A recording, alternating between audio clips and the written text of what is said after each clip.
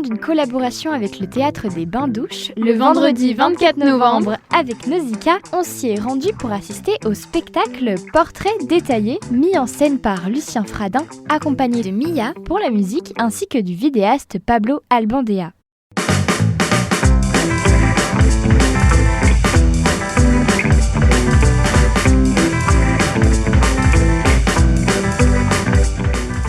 Sur place, avant la représentation, on s'est entretenu avec Lola Cotard, responsable de la communication et de la diffusion au Théâtre des Bains-Douches.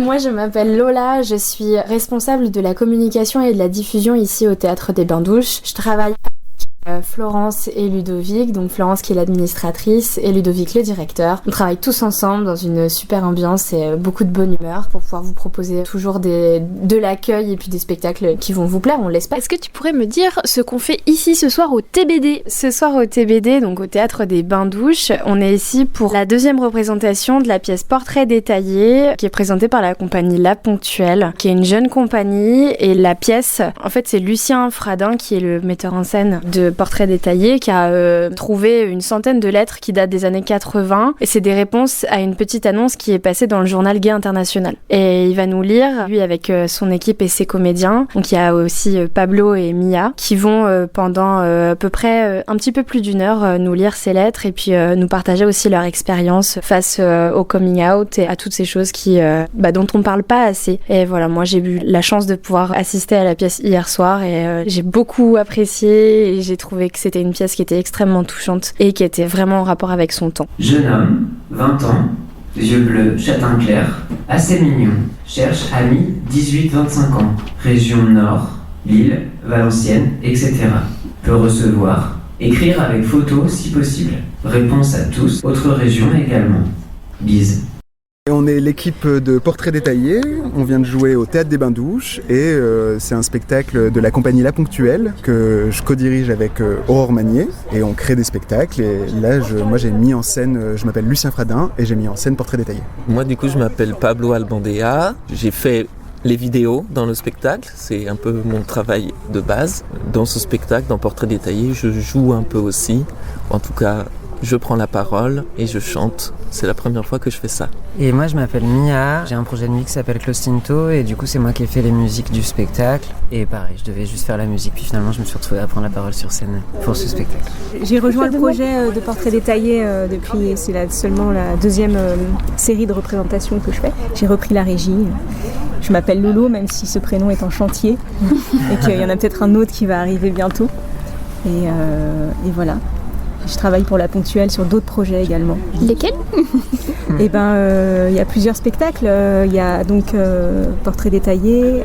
Il y a Je suis une sirène que j'ai pas encore vu, mais pour lequel je vais faire la régie bientôt. Filleul, qui est le dernier spectacle en date qui tourne, qui est sur la famille choisie et le rapport aux masculinités et qui a été mis en scène par Lucien Fradin ici présent. Et c'est là aussi un spectacle basé sur une histoire vraie, donc sur le vécu de Lucien et le rapport qu'il entretient avec ses trois filleuls qu'il a rencontrés par des biais différents. Et puis il y a un autre spectacle qui est en création pour le coup, qui s'appelle Bolide, qui est mis en scène par Aurore Magnier, qui est donc l'autre co-directrice de la compagnie. Pour le coup parlera de Gwyn et de voitures.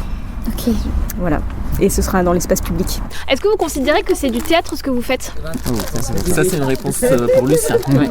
Ce que je peux dire, c'est qu'en tout cas, les gens qui financent le théâtre, notamment les partenaires comme la région, qui nous ont donné des sous, tout ça pour le faire, étaient un peu déçus parce qu'ils trouvaient que ça manquait un peu de théâtre, parce qu'on fait pas assez la comédie. Les gens, ils trouvent que dans le théâtre, normalement, on est censé faire semblant de faire des trucs, tout ça, alors que là, on fait pas semblant de grand-chose, et qu'en plus, on fait pas non plus beaucoup d'efforts pour faire du théâtre, quoi. Mais après, moi, je viens plutôt du théâtre, et au début, c'est plutôt ça que je sais faire, mais c'est vrai que c'était quand même l'envie d'en sortir, quoi. Ouais, parce que en plus tu dis que c'est une performance au début de la pièce, donc j'ai l'impression que tu y tiens pour le dire que c'est une performance.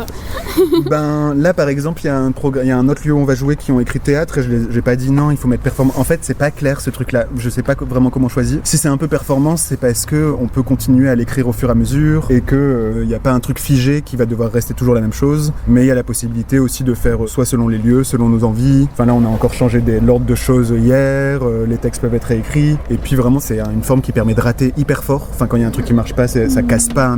Ça pourrait être ça la différence avec le théâtre, c'est qu'il n'y a pas une fiction dans laquelle il faut absolument qu'on fasse attention, c'est que s'il y a un truc qui est rate, c'est au présent et c'est ok, et on prend ce temps-là pour l'accueillir, quoi. En fait, c'est hyper hybride ce que vous avez toutes les trois fait. Et ouais, justement, pourquoi mettre ça sur un plateau et pas en faire un film? Pourquoi pas faire de la radio? Pourquoi... Enfin, il y a tellement de choses qui sont mélangées à la fois. Pourquoi rester dans le spectacle vivant, dans le sens du terme spectacle vivant, quoi?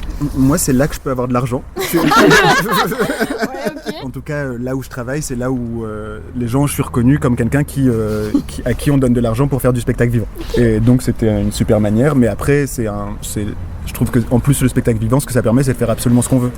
Et donc, c'est ça qui est pratique. La différence avec un film, en effet, c'est qu'on peut réécrire et changer les choses au fur et à mesure. Ce qu'on peut pas du tout faire avec d'autres formes. C'est ça qui est bien dans le spectacle vivant, c'est que pour le coup c'est vivant et on peut changer. Et le truc c'est que ça va faire 3 ans qu'on a commencé à créer ce spectacle. En 3 ans, même nous, au sein du projet, on a bougé. Et ça nous permet aussi de garder ce truc et de bouger tout le temps et de pouvoir aussi s'accorder aux endroits où on est, au moment où on joue. Ceci étant dit, t'as fait un film sur le fait d'être PD. Moi, je fais de la radio sur le fait d'être PD. Voilà, on le fait de plein de manières différentes. Aussi, ouais. C'est important d'être PD et de le dire. C'est important de le dire. Ouais. Ça, c'est sûr. Ouais. Bah oui, Oui. j'ai l'impression que c'est un peu le sujet du spectacle aussi. Pourquoi c'est important de continuer de parler des traces?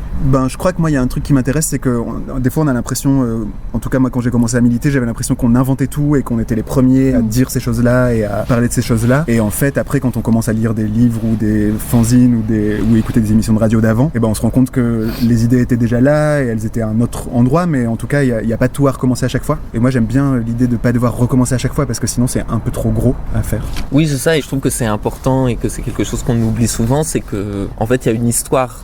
Nous, on s'inscrit dans une histoire, il y a une histoire de la communauté, il y a une histoire du fait d'être PD, et que c'est important de le dire et de se le rappeler, et que comme souvent, c'est des choses aussi qui ont du mal à s'inscrire dans des milieux institutionnels, donc du coup, c'est des choses auxquelles on a plus difficilement accès. C'est important aussi, nous, de faire ce travail-là et d'aller rechercher les choses d'où on vient, en fait, et de s'inscrire dedans. Voilà, c'est important, je trouve. C'est aussi il y a des gens des fois qui utilisent le truc de ah oui, c'est un effet de mode, et en fait non, regarde, c'est pas un effet de mode. En fait, on peut le prouver aussi de manière très concrète et quasi scientifique, de dire non, c'est pas un effet de mode, la preuve, quoi. En fait, la dictée vocale de mon téléphone, elle écrit pas PD, elle écrit P et 3 étoiles derrière. J'ai pris conscience de l'étendue du placard dans lequel j'étais avant ça, il y a seulement quelques mois. Moi, j'arrivais de la campagne où on ne parle pas, où quand on est gay, personne n'est au courant pendant 40 ans, où on meurt avec, et où les mecs sont des boules d'angoisse et de violence qui se foutent en l'air en roulant trop vite sur les routes de campagne. Tu sais, le jour où mon oncle meurt, je cours dans les bras de mon âme Pierre. Est-ce que vous avez l'impression, en plus dans le milieu artistique et théâtral, qu'il y a une sorte de backlash qui met peut-être en colère en fait, ce backlash tout le temps, de toujours devoir se justifier et de revenir en arrière et de dire non, il faut avancer en fait tout le temps. Ouais, carrément, mais j'ai l'impression que c'est pas spécialement dans le milieu artistique ou culturel que finalement, là on le voit bien dans le paysage politique en ce moment, qu'il y a une espèce de mouvement comme ça de se resserrer sur des espèces de valeurs morales un peu à l'ancienne et tout ça, et que en fait c'est un truc de réaction au fait que la parole s'ouvre, qu'il y a de plus en plus de personnes qui peuvent assumer leur genre, leur sexualité, et que du coup ça fait flipper d'autres gens parce qu'ils ont l'impression qu'ils vont perdre quelque chose là-dedans. Ouais, ça fait un peu des effets de backlash et ça fait un peu juste se poser la question qui c'est qui va gagner à la fin. Et du coup, s'il y a un effet de backlash, moi je trouve que c'est plutôt bon signe, ça veut dire qu'il y a des gens qui se sentent menacés. Et à partir du moment où il y a des gens qui se sentent menacés, ça veut dire qu'on avance et qu'on progresse dans un truc, quoi. Ça c'est ma version optimiste de la vie quand j'ai peur. En fait, s'ils sont de plus en plus fascistes, c'est sûrement parce qu'en fait ils sentent que ça commence un peu à trembler sous leur chaise. Vous savez s'il y a des cis hétéros qui se sentent menacés après votre spectacle? C'est pas ceux qui nous parlent le plus à la sortie du spectacle. On a déjà eu quand même quelques retours. Moi j'ai quand même des amis cis hétéros qui sont venus voir le spectacle. Je sais pas s'ils se sont sentis menacés, en tout cas quand ils viennent nous parler, nous faire des retours, c'est pas la manière dont ils en parlent. Mais quand même, oui, c'est déjà arrivé plusieurs fois qu'il y ait des gens à qui ça fait se poser des questions et ça fait réfléchir sur leur place de cis hétéro. Ça, oui. Après, j'ai l'impression que quand même, ce spectacle, c'est un peu un gros spectacle de pédagogie, que c'est quand même bonne ambiance. Et que moi j'ai pas l'impression que ça puisse vraiment trop faire sentir menacer les gens, parce que j'ai l'impression que le propos c'est quand même de dire être PD c'est trop bien, venez quoi. Enfin, moi j'ai l'impression que c'était surtout ça l'idée de base, de un peu faire un truc qui soit pas refaire encore un truc sur l'homophobie et sur c'est pas facile, et même si c'est pas facile, mais un peu un projet d'homosexualisation des masses. Et j'ai l'impression qu'il y a aussi des moments où en fait les gens ça leur fait du bien un peu par surprise, et des fois ils sont un peu aussi étonnés de s'être sentis concernés par des trucs même si ils font pas partie de la communauté ou j'en sais rien. Bah oui, parce que le virilisme il fait du mal à tout le monde, même aussi c'est hétéro, et en fait les luttes féministes elles sont liées aux luttes PD, et du coup ça fait du bien à énormément de monde aussi d'avoir des gens qui juste ont le temps de dire tout ça. Et puis en vrai c'est un luxe d'avoir le droit d'être à 3 et de parler pendant d'être à 3 plus toutes les personnes qu'on interviewe, plus toutes les personnes qui ont écrit des lettres. C'est un méga luxe d'avoir le droit de parler pendant 1 heure et que tout le monde se taise en face. Et en fait ça on en profite et on en est conscient aussi. C'est génial d'avoir ce temps-là. Moi j'ai une super question. Est-ce qu'on peut retrouver vos chansons quelque part? Ah, la question. Parce que c'était incroyable. Enfin ouais, normalement elles seront sur internet bientôt, j'espère en 2024. En tout cas les chansons sont enregistrées. Tout à fait. Elles sont en mastering. Commencé il y a 6 mois quand maman posait ses brise-bise, ses anneaux de rideau devant moi, ça m'a fait faire bien des bêtises. J'avais Lucas San Francisco, négro d'Ursule mettait au sexe, et quand se déhanche en disco, leur jean en était tout convexe.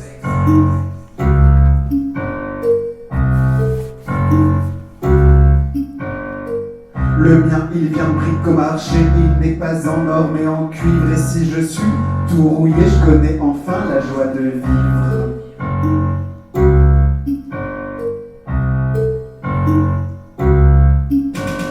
Moi je suis viril, je ne bats pas des cils. Mon profil est plus érudile. Mon côté fragile, mon air malhabile sur le fil m'empêche pas d'être viril. L'anneau ce n'est pas tout encore, et bientôt ce fut presque un vice. Toutes les parties de mon corps doivent accepter un vrai supplice. À mon oreille j'ai fait river une jolie perle de pacotille. En haut de mes reins ils ont tatoué, occasion à saisir dessus. Est-ce que tu peux me dire ce que t'as pensé du spectacle? Bah écoute, j'ai passé un super moment, c'est agréable de voir un peu ces gens sur scène. Quand je dis ces gens, c'est ces gens dans le pronom possessif, mes gens. C'est très agréable, très coloré, très agréable, et j'adore la musique. Ça m'a trop plu. C'est vrai, pourquoi? Ça parle de tout et je me suis sentie aussi à l'aise de trouver un milieu qui parle de nous, si je peux dire ça, et aussi la fin parce que ça parle du monde en gros. Je pense que je le smile pour au moins 1 semaine tellement ça m'a mis en joie. Toute l'équipe est trop chouette et le spectacle était beaucoup trop bien et beaucoup trop nécessaire. Pourquoi nécessaire? Parce que ça parle des PD et il y en a qui disent qu'on en parle trop, mais moi je trouve qu'on en parle pas assez. Surtout de ces PD là, le PD féminé, les transfemmes PD, ouais je suis pour, je suis grave pour. Il faut me faire 3 jours pour redescendre. Comme à chaque fois que je dis un truc fort. C'était fort? Ouais. Disons que je me sens un peu légitime à exister, quoi, avec ce genre de message. Qu'est-ce que vous avez pensé du spectacle? J'ai trouvé qu'il était particulièrement bien écrit et sensible. J'ai aimé. J'ai une amie qui l'a vu hier et j'avais déjà la place de toute façon, mais qui m'a dit tu vas voir, il est trop bien, machin et tout. Je peux pas rater ça, tu vois, genre. Ça m'a vraiment touchée parce que sur certains sujets, parce que Dominique, moi je suis, je sais pas tout à fait ce que je suis, quoi. Je me dis bisexuelle, mais je me sens pas, je sais pas encore. En fait, ça m'a fait beaucoup réfléchir sur le fait de me poser la question de qui je suis en fait, et ça m'a fait plaisir qu'il parle de ce sujet et ça m'a beaucoup touchée et vraiment c'était incroyable. Moi j'ai trouvé ça très drôle, très humoristique, surtout sur le mot PD parce qu'on est souvent entendu par le mot insulte et ça m'a fait très plaisir de le voir comme un compliment. Moi je me définirais plutôt comme pansexuelle, donc du coup c'est spécial, mais je suis très heureuse d'avoir vu ce spectacle et ça m'a bien plu. On donne notre prochaine date? C'est le 7 décembre. Et vos réseaux peut-être aussi pour vous suivre? Vous pouvez aller sur le site de laponctuelle.com et on peut s'inscrire à la newsletter qui est super. La newsletter elle est faite, elle sort tous les mois et elle est vraiment rédigée par nos petits soins. Et elle va vous plaire. Et va vous plaire parce qu'on est drôle. Et en toute humilité. En toute humilité, on fait des blagues. Et la prochaine date, c'est le 7 décembre à 18h. Il y aura Je suis une sirène, puis Portrait détaillé. et c'est à la Sorbonne Nouvelle, au théâtre à Paris. Ça va jouer également au mois de mars dans le cadre du cabaret de curiosité organisé par le Phénix de Valenciennes. Alors c'est un peu loin pour vous, mais en tout cas c'est un super festival où il y a plein de spectacles trop chouettes à voir. Est-ce que tu vas souvent au théâtre? Ben oui, je commence à devenir un peu addict à ça. Moi avant j'en faisais, j'aime beaucoup le théâtre en soi, donc revenir ça me dérangerait pas. Vraiment j'aime beaucoup. Plusieurs fois par mois, voire plusieurs fois par semaine. Ah ouais, c'est vraiment important pour vous? Le théâtre, ah ouais. Et la cause LGBTQIA+, aussi. J'y vais toute la sainte semaine, toute la sainte vie, c'est là que tout se passe, c'est là que les liens se créent, que la parole se libère, que l'art se forme, c'est là que ça se passe et c'est là que les bons gens sont. Vous devriez faire de même. Et où est-ce qu'on peut trouver les informations pour prendre son billet, etc. Je sais que maintenant c'est avec le Volcan, donc comment ça se passe exactement? Alors pour la réservation des places, on se retrouve sur le site du Volcan, donc de la scène nationale, puisqu'on partage notre billetterie avec eux, on a une cohabitation avec le Volcan. Vous pouvez commander directement vos places sur internet, et sinon pour toutes les informations, c'est soit sur le site du Volcan, soit sur le site du Théâtre des Bains-Douches, et sinon vous avez aussi les plateformes des réseaux sociaux. Sur Instagram, on est TBDLH, et sur Facebook, on est le Théâtre des Bains-Douches, où moi je poste toutes les actualités, et puis toutes les pièces qui arrivent aussi pour la saison, avec plein de surprises pour tout le monde. Trop bien, et est-ce que tu voudrais dire quelque chose pour terminer, quelque chose qu'on n'aurait pas dit? Bah venez au Théâtre des Bains-Douches, mais oui, venez au Théâtre des Bains-Douches, venez voir Portrait détaillé, venez voir Les Possédés d'Ilfurt, et on arrive très très vite avec la plaquette du 2e trimestre et l'affiche aussi que vous pourrez retrouver dans tous vos lieux préférés au Havre. Gardez bien les yeux grands ouverts parce que ça arrive dès le début de l'année prochaine. Une performance rythmée de textes, d'images, de chansons, de témoignages et de partages qui offre un accès direct aux enjeux sur les questions de genre et les multiples désirs de la communauté queer. Pour plus d'informations, rendez-vous sur le site théâtredesbaindsdouches.fr et sinon, retrouvez le podcast sur notre site west-track.com. C'était Nausicaa et Camille pour West Track Radio.